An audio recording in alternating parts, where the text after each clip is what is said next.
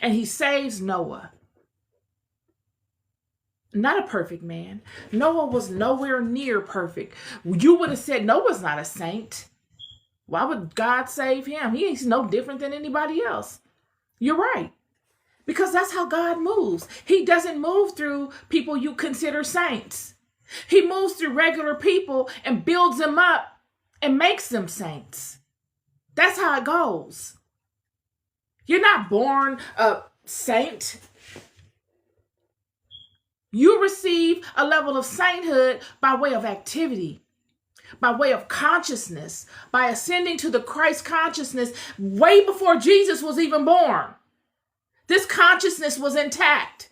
Jesus just brought it back to the forefront because the children had gotten so lost. They forgot it. Jesus didn't create this consciousness. Jesus came as a spokesperson, an avatar of God to say, this is here. This is what you need to be ascending to.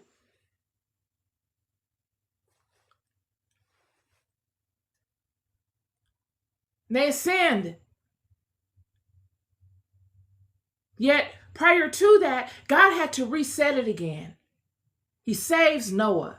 Not because Noah was a saint, not because Noah did something better than somebody else, but because Noah was not infected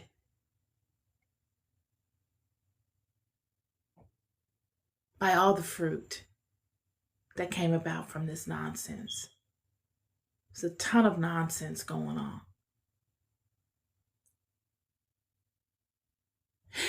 And what we get here is God telling Noah and his descendants to go out into the world, be fruitful, and multiply, and move around. But they don't do that. If we listen to what God tells us, we'll be all right. We'll be all right. If we don't try to figure it out on our own, we'll be fine. If we take the direction that God gives us, we'll be okay. And I know many of you will say, well, why don't we just follow our mind? God gave us a mind. He created us a mind. Yeah, he did. But the mind that God created us does not reflect the environment that we're in any longer because of this, because of what happened in the garden, the corrupted fruit. We live in a world filled with corrupted fruit. So the original creation,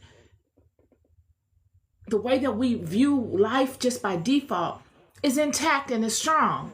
But we've got to have data and input that reflects the environment we're in to help us move through it.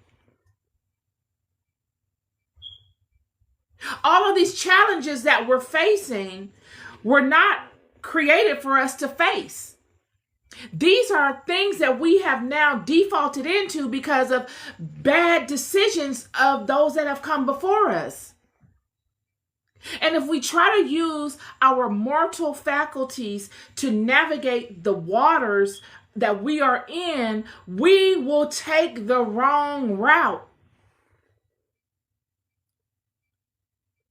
Because those that God put in place to protect us have gone rogue.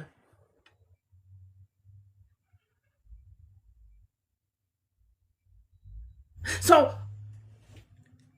Noah and his descendants are coagulated, and they are afraid.